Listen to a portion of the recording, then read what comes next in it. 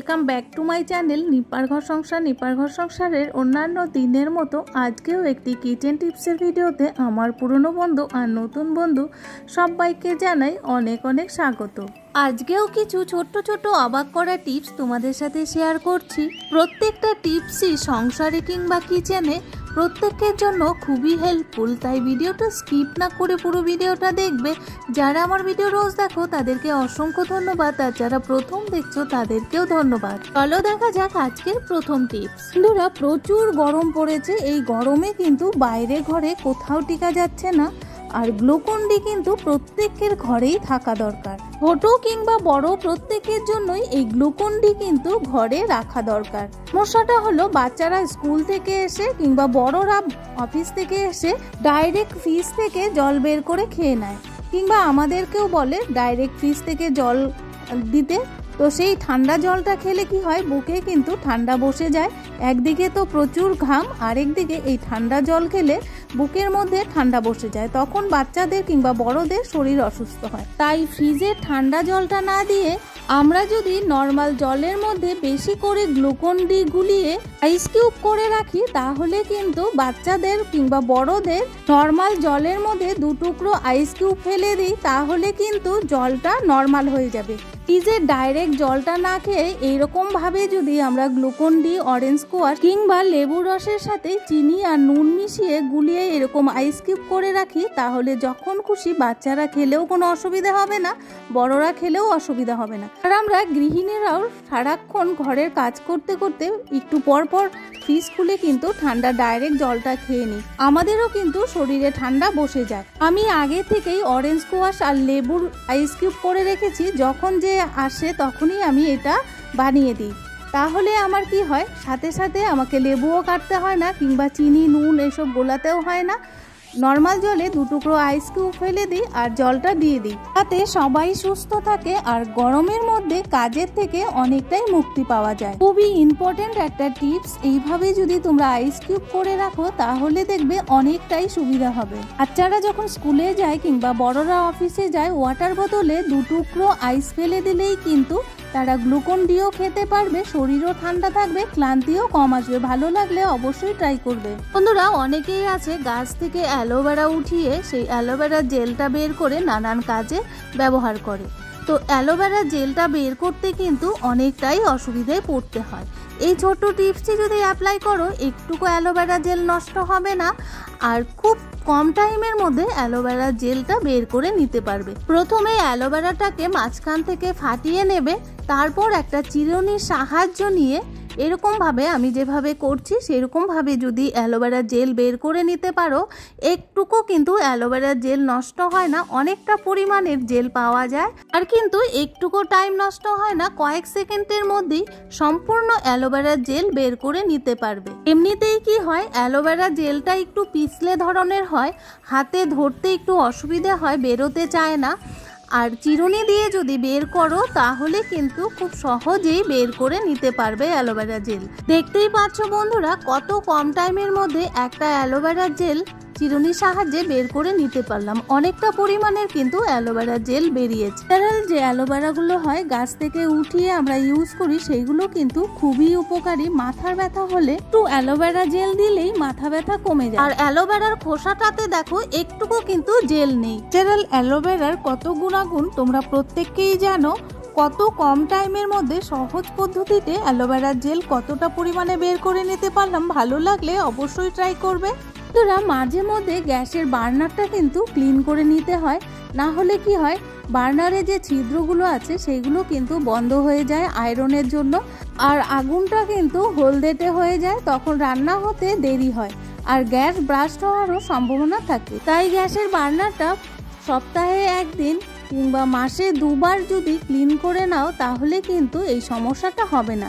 Clean করার জন্য নিতে হবে ইনো। এখানে একটা আমি এক্সপিয়ারি ইনো নিয়েছি, অনেক দিন ঘরে পড়েছিল। তোমাদের কাছে যদি এক্সপিয়ারি না থাকে এমনিতেই একটা 6 টাকা দিয়ে ইনো নিয়ে আসলেই কিন্তু 2 বার গ্যাসের বার্নার ক্লিন করতে পারবে।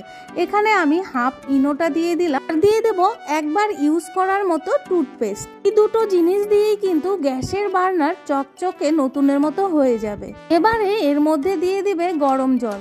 গরম জল দেওয়ার পর টুথপেস্ট আর ইনোটা বার্নারের মধ্যে ভালো করে একটা চামচ দিয়ে মিশিয়ে 15 থেকে 20 মিনিট রেখে দেবে।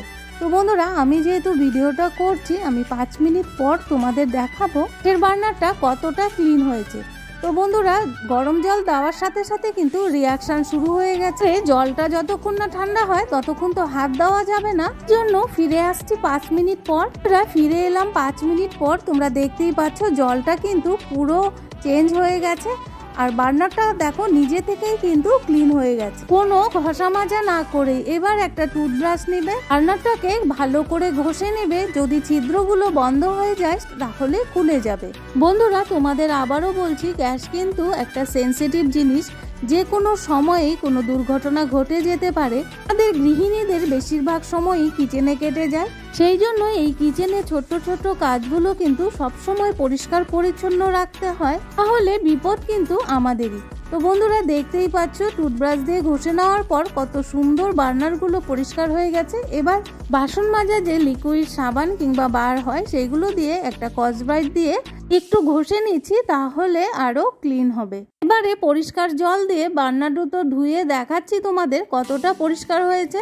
মাত্র দুটো জিনিস আর 5 মিনিটের মধ্যেই গ্যাসের বার্নারগুলো যদি পরিষ্কার করে নিতে পারি, তাহলে আমরা নিজেদের বিপদ থেকে নিজেদেরকেই বাঁচাতে পারি। গ্যাসের বার্নার দুটো পরিষ্কার জল দিয়ে ধুয়ে নেওয়ার পর দেখতেই পাচ্ছ কতটা পরিষ্কার হয়েছে।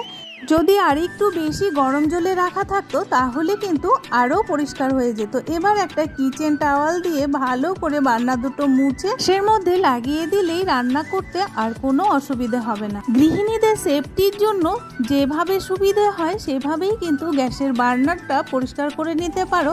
আর এই টিপসটি ভালো লাগলে অবশ্যই অ্যাপ্লাই করবে। অনেক সময় আমাদের গৃহিণীদের কি হয়, রসুনের খোসা ছাড়াতে গিয়ে হাতের নখ ব্যথা হয়ে যায়। তো হাতের নখ ব্যথা হলে অন্যান্য কাজ করতেও কিন্তু আমাদের অসুবিধে হয়ে যায়। এই ছোট্ট টিপসটি যদি অ্যাপ্লাই করো তাহলে নখ ব্যথা হলেও কিন্তু সেরে যাবে। যখনই রসুনের খোসা ছাড়াতে গিয়ে হাতের নখ ব্যথা করবে, একটা চামচ গ্যাসের উপরে ভালো করে গরম করে নেবে। তারপরে দিয়ে দেবে 1 ড্রপের মতো সর্ষের তেল। চামচের মধ্যে সর্ষের তেল দেওয়ার সাথে সাথেই তেলটা কিন্তু উষ্ণ গরম হয়ে যাবে, আর সেই তেলটাই নখের মধ্যে এইভাবে লাগিয়ে নেবে। যেই নখগুলোতে ব্যথা করবে সেই নখগুলোতেই এই উষ্ণ গরম তেল কিংবা চামচটা এইরকম করে মালিশ করে নেবে, তাহলে দেখবে নখ ব্যথা করছে না, অন্যান্য কাজ করতেও কোনো অসুবিধা হচ্ছে না। ভালো লাগলে অবশ্যই ট্রাই করবে, ব্যথার থেকে অনেকটাই রিলিফ পাবে। বন্ধুরা, এইরকম আর্টিফিশিয়াল জুয়েলারিগুলো আমরা মেয়ে বউরা প্রত্যেকেই পরে থাকি, নানা রকম ড্রেসের সাথে ম্যাচিং করে। সমস্যাটা কোথায় হয়, এই ধরনের ভারী ভারী কানের দুলগুলো পরলে অনেকেরই কান পেকে যায়, কানে ব্যথা হয়, অনেক সময় রক্তও পড়ে। কানের দুলের পেছন সাইডটা দেখবে ভীষণ মোটা হয়, অনেক কানের দুলেরই কিন্তু এরকম থাকে। তো এই ছোট্ট টিপসটি যদি অ্যাপ্লাই করো, কখনো আর আর্টিফিশিয়াল কানের দুল পরলে কান পেকেও যাবে না, ব্যথাও করবে না, রক্তও পড়বে না। এরকম কান পেকে যায় কিংবা ফুলে যায়, ব্যথা করে, তারা কি করবে, প্রত্যেকের কিচেনেই কিন্তু আদা থাকে। 1 ইঞ্চির মতো আদা ভালো করে ধুয়ে নেবে, ওর যে কানের দুলটা পড়বে সেটা আদাতে পরিয়ে নেবে। 5-10 মিনিট রেখে দেবে। তাতে কি হবে, আদার যে রসটা আছে কানের দুলের মধ্যে লেগে যাবে। ওর যদি কানের দুলটা পরো, কান কিন্তু আর পেকে যাবে না, ফুলেও যাবে না, ব্যথাও করবে না, কারণ আদার যে রসটা আছে তার কিন্তু ভীষণ গুণাগুণ তোমরা প্রত্যেকেই জানো। বন্ধুরা, কানের দুলটা আদার মধ্যে কি করে পরালাম তোমরা দেখে বুঝতেই পেরেছো। তাহলে যাদের কান পেকে যায় তারা অবশ্যই এই টিপসটি অ্যাপ্লাই করতে পারো। তোমরা 100% কিন্তু রেজাল্ট পাবে এই আদাতে কানের দুল পরিয়ে, তারপর নিজেরা যদি কানের দুল পরো। যাদের কান পেকে যাওয়ার সমস্যা আছে কিংবা কানের দুল পরলে কানে ব্যথা হয়, তারা অবশ্যই এই টিপসটি অ্যাপ্লাই করে দেখতে পারো। কোনো জিনিস অ্যাপ্লাই না করলে কিন্তু বুঝতেই পারবে না, সেই জন্য অবশ্যই অ্যাপ্লাই করবে। আমরা চলে এলাম পরের টিপসে। সময় দেখা যায় বাচ্চাদের শার্টের বোতাম কিংবা বড়দের শার্টের বোতাম খুলে গেছে। শার্টের বোতাম খুলে যাওয়ার সাথে সাথেই কিন্তু আমরা লাগিয়ে দিতে পারি না, কারণ আমরা গৃহিণীরা সবসময় কাজে ব্যস্ত থাকি। যখন ফ্রি টাইম তখন কিন্তু বোতামগুলো লাগিয়ে দিতে হয়। বোতামগুলো আমরা যেখানে সেখানে রেখে দিই আর তখন হারিয়ে যায়। যখনই শার্টের বোতাম খুলে যাবে একটা সেফটি পিনের মধ্যে এইরকম ভাবে রেখে দেবে, তাহলে দেখবে একসাথে সব বোতামগুলো আছে, একটা বোতামও হারিয়ে যায়নি। যখন শার্টের বোতাম লাগাবে সব একসাথে পেয়ে যাবে। ভালো লাগলে অবশ্যই ট্রাই করবে। তোমরা আমার হাতে দেখতেই পাচ্ছ একটা খুন্তি দিয়ে আমরা কি করি, গৃহিণীরা রান্না করি। তো আজকে এই খুন্তি দিয়ে রান্না করব না, সমস্ত ঘর মুছে নেব। তোমাদের মনে প্রশ্ন উঠছে যে খুন্তি দিয়ে কি করে আবার ঘর মুছবো। তার জন্য নিতে হবে একটা ইউজলেস পা মোজা। যেই মোজাটা তোমরা ইউজ করো না, ছিঁড়ে গেছে, সেই রকম একটা মোজা নেবে। এর কিচেনে ফ্রিজ থাকে, ওয়ার্ড্রপ থাকে কিংবা খুব নিচু খাট থাকে, যেইগুলোতে আমরা হাত দিতে পারি না কিংবা ঝাড়ুও দিতে পারি না। সব জায়গাতে ধুলো জমে জমে ভীষণ পরিমাণে নোংরা হয়ে থাকে, ঝুল জমে। তাতে আমাদের ঘরে কি হয়, মশা মাছির ভীষণ উৎপাত হয়। এটা পরিষ্কার জলে ভিজিয়ে খুন্তিতে পরিয়ে নেবে। খুন্তিটা কিন্তু খুবই সরু, খুব সহজেই ফ্রিজের নিচে ঢুকে যাবে। আর মোজাটা ভিজিয়ে দেওয়ার জন্য সমস্ত ধুলোগুলো কিন্তু উঠে যাবে। আমরা কিন্তু ফ্রিজের নিচে ঝাড়ুও দিতে পারি না, হাত দিয়ে মুছতেও পারি না। তো এইরকম ভাবে খুন্তি দিয়ে কিন্তু মুছে নিতে পারো, তাহলে দেখবে ফ্রিজের নিচে একদম নোংরা থাকবে না, পরিষ্কার পরিচ্ছন্ন থাকবে। মশা মাছি পোকামাকড় একদমই কিন্তু কিচেনে কিংবা অন্যান্য ঘরে থাকবে না। বন্ধুরা, আজকের টিপসগুলো তোমাদের কাছে কেমন লাগলো তোমরা অবশ্যই কিন্তু একটা লাইক করে কমেন্টস করবে। তোমাদের দেওয়া একটা লাইক আমাদের নিত্য নতুন ভিডিও বানাতে অনেকটাই মোটিভেট করে। সংসারের কাজ সামলে আমরা অনেক কষ্ট করে একটা করে ভিডিও তৈরি করি। তোমরা যদি একটা লাইক দাও আমরা কিন্তু অনেকটাই উৎসাহিত হই। তো বন্ধুরা, এবার যে ওয়ার্ড্রপ আছে, ওয়ার্ড্রপের নিচেও কিন্তু আমরা ঝাড়ু কিংবা হাত দিয়ে মুছতে পারি না, কারণ খুবই নিচু। তো এইরকম ভাবে খুন্তি আর মোজার সাহায্যে ওয়ার্ড্রপের নিচটাও কিন্তু আমরা ক্লিন করে নিতে পারি। তাহলে ওয়ার্ড্রপের নিচেও ধুলো বালি ঝুল কিচ্ছু জমবে না, খুব সুন্দর ক্লিন থাকবে। যদি কোনো নতুন বন্ধু আমার চ্যানেলে এসেছো, এই ভিডিওটা দেখছো, অবশ্যই সাবস্ক্রাইব করে বেল নোটিফিকেশনটি অল করে রাখবে। তাহলে আমি যখনই যে কোনো বিষয়ে ভিডিও আপলোড দেব না কেন, নোটিফিকেশন সবার আগে তোমাদের কাছে পৌঁছে যাবে। আমাদের সাপোর্ট ছাড়া আমরা হাউস ওয়াইফরা একদমই এগিয়ে যেতে পারবো না, সেই জন্য তোমাদের সাপোর্ট আমাদের জন্য খুবই ইম্পর্টেন্ট। বন্ধুরা, দেখতেই পাচ্ছ জলটা কতটা কালো হয়ে গেছে। ফ্রিজ আর ওয়ার্ড্রপের নিচে কি পরিমাণে ধুলোবালি ছিল। অনেক বাড়িতেই এই ধরনের নিচু বক্স খাটগুলো থাকে। এই বক্স খাটগুলোর নিচে কিন্তু ঝাড়ু কিংবা হাত একদমই দেওয়া যায় না। তো খুন্তিটা এতটাই সরু হয় যে এই ধরনের বক্স কাটগুলোর নিচেও কিন্তু ঢুকে যায় আর খুব সহজেই পরিষ্কার করে নেওয়া যায়। দেখতেই পাচ্ছ মোজাটা কি পরিমাণে ধুলো হয়েছে, তাহলে কতটা ধুলো জমেছিল।